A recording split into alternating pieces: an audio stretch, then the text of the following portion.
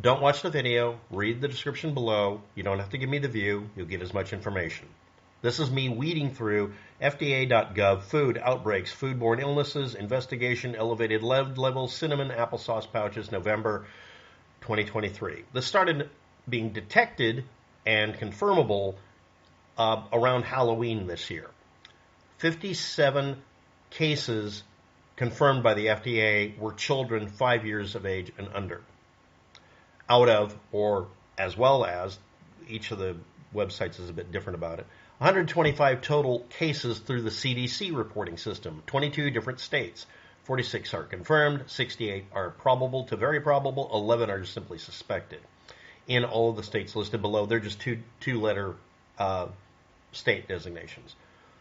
WanaBana, Schnucks, and Weis branded or sourced applesauce and puree in pouches. 200 times the max limit for lead to be detected in a food product or in just one ingredient, the cinnamon, from a foreign source. Indirectly imported to the U.S. from Ecuador. Company names Austrofoods and the short name Negasmart, which is Negocios, Asociados, Mayoristas, S.A. Negasmart. By the way, pro tip, look up what your name implies in another country. Anti-smart? I don't know. Let's move on. Now, here is the buzzwords that were used by the FDA in a theory. I repeat, the FDA theory, which may or may not come out being valid, should not have ever been published. Economically motivated adulteration. Adulteration implies somebody deliberately doing something, usually for malicious purposes, but it says economically motivated, meaning we'll use the cheap stuff. Continuing. An additive. So an additive or adulterant. Again, implying one thing and then saying immediately another. Lead-based dye is brought up, but not strongly indicated. They're implying it was a lead-based dye, or it could have just been a lead-contaminated dye. FDA theory about food-grade dye you normally put in. Now, I'm going to break this down a bit, but again, Ecuador, Austrofoods, Negasmart, WanaBana Company, Schnucks, and Weis in applesauce and puree pouches only since or detected at or before Halloween. Okay. What would I do to fix this? Dear Ecuador, this is the FDA. We're going to interdict here because we're Americans and we stick our nose where we don't belong. Because this affected our children, this is what's going to happen. Every one of you that has off-the-shelf cinnamon or any bags of cinnamon you purchased from today all the way back to Halloween, we will pay you 10 times the going rate if you can confirm that those containers were purchased during that time with a receipt. We need to have absolute tracking ability. Any attempt to be fraudulent about it will result in us not giving you any money. We need the samples. Or two, we need samples from every pouch of this stuff sold in bags or whatever, bulk or not. Now, I'm going to bring up how this could have happened, and I'm going to bring up that it doesn't have to be lead-based dye. It could be lead-contaminated dye that was an additive, not an adulterant, put into the cinnamon to make it more visibly appealing to sell on a shelf in a little bottle. Okay. Anecdotes aside, cinnamon tastes the same no matter what it looks like if it's made to the same consistency or produced. It's from the bark of a tree. Possible sources of contamination. The ground the trees or plants were planted in. The source for their dye being a plant-based material that was exposed to lead by accident and got it into it. Meaning it wasn't lead-based dye, it was lead-contaminated ingredient from a natural product that was used to dye cinnamon a certain color. How to avoid this? Hi, yeah, I want to buy the cheapest cinnamon you've got. That means don't put anything in it to make it look a certain way. Now, this is where I'm going to go on a rant about salespeople versus technical people. But basically, how to fix this. If you're making a product, by the way, the whole thing, maybe even the packaging, was made in Ecuador, You have to understand that if you're selling it to the United States, it's going to become an us versus them argument in some parts of the internet. It does not help that the FDA put out a theory of adulteration of an additive or an additive as an adulterant, or it was an additive that didn't belong there. Was this necessary? If you're making food for human beings to consume from primarily apple material and adding in cinnamon, the color of the cinnamon doesn't matter as much as the apple. I should also point out that most of you eat adulterated, economically motivated adulteration of apples that have an additive put on it. They put a wax on it. That's actually the term that's used. It's actually from a beetle's shell. It's called shellac. There's also a dye that's used to make red that's from a crushed beetle. This allows for a certain number of bug parts in it. Blah, blah. It's because we use that instead of getting stuff from an oil field, making it to break it down into other chemical compounds, and then making synthetic dyes and synthetic flavorings and synthetic waxes, and then putting them on food. So where could this have happened? This is how broad the number of sources for the lead could be. When sealing up tin and steel that's tin plated, you can use lead to seal up the holes for just repair work or for fabrication in the first place. They could be feeding in the pieces of cinnamon that are from the bark of the tree. It could be in the electronics and electrical parts instead of soldering with pure tin mixed with another thing to make it into solder. It could be from a lead exposed part that was molded because the lead made that material easier to mold, or the mold itself contained lead in order to make it to within specs. Economically motivated exposure to lead is the only reason people use lead, because it either is the only thing that works at all, and then you have to clean everything from all the lead in it, or you have to have acceptable amounts of lead in some things, like, if you're not aware of it, most of your water pipes are made with leaded brass. And if you use plastics, the molds to make the plastics contain lead. Now, I'm starting to sound like some psychotic that wants to justify lead exposure. No, I'm just telling you, you're exposed to this stuff on a regular basis. And singularly unhelpful things like the state of California saying you have lead exposure but doesn't tell you how is one of the reasons I want to smack people. We have 125, or is it 178, if you add them together, cases. 46 are confirmed, or it's 57.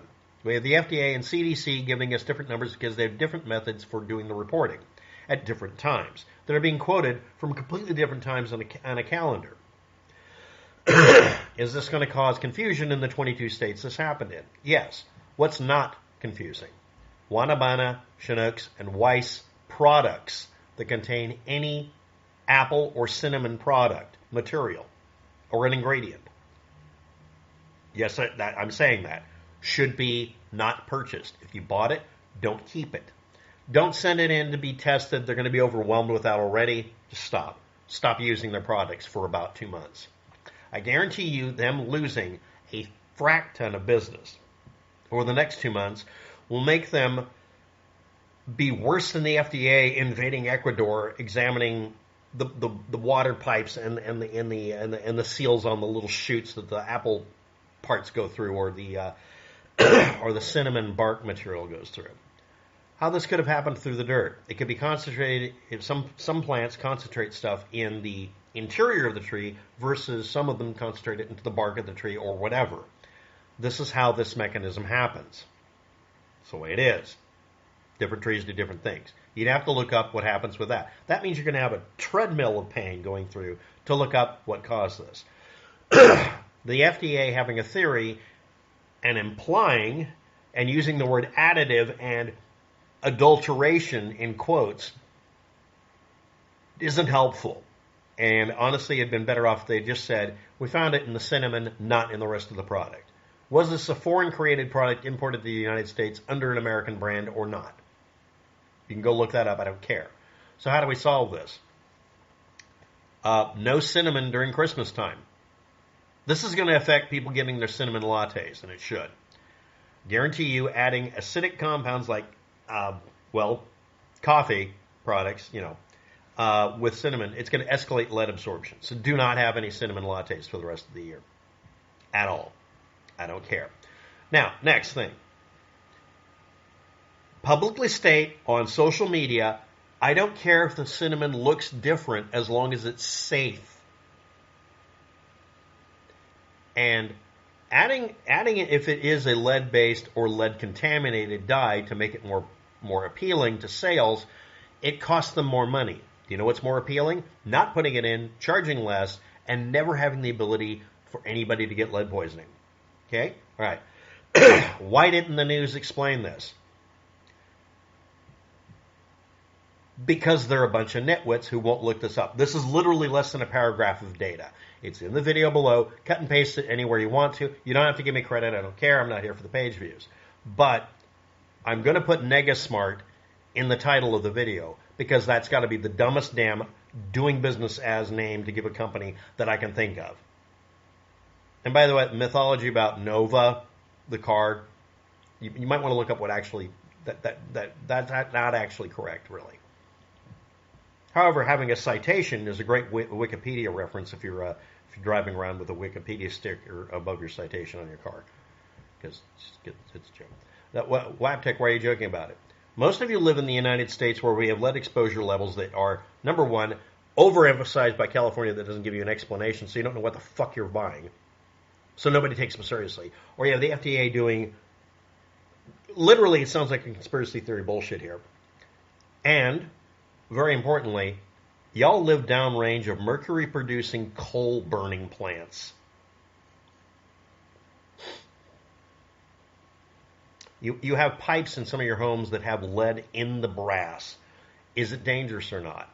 Some of you have mercury in your fillings still. I can count off 100 damn things I've done videos on that are dangerous as hell that people poo-pooed me about. So, no cinnamon spice lattes, no cinnamon for the next year. None.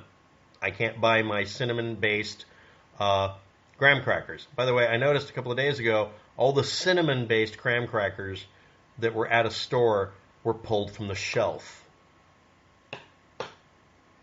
Cinnamon is now dangerous.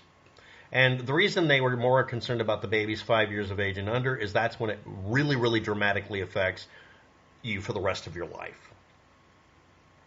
And aside from jokes people make about lead paint and kids chewing on it, whatever, there's an entire population that added a lead-based compound as a replacement for sugar to wine, so that only the rich people became brain damaged at one time. Lead exposure and every other kind of contaminant that is a known negative factor is allowed because people grease palms or come up with excuses or just don't give a damn in this country. And it's happening as we speak. And all you have to do is decide, is it really Californication to make it to where people just don't use lead? Next, if you're in another country, you complain about lead-based solder, I'm sorry, but I used to solder for a living. It's acceptable that it's removed. So, list of sources if it's the cinnamon. Is it a dye that was supposed to be food grade added to it, which wasn't necessary if it's going to be put into the apple puree?